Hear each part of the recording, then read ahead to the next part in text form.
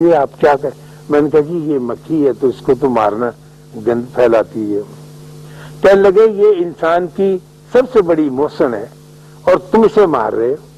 میں نے کہا جی مکھی محسن یہ آپ کیسی بات؟ کہنے لگے یہ بغیر کسی کرایہ لیے بغیر کوئی ٹیکس لیے انسان کو یہ بتانے آتی ہے کہ یہاں گند ہے، اس کو صاف کر لو میں چلی جاؤں گی، آپ اسے مار رہے ہیں تو پہلے اس کی صفائی کر کے دیکھیں.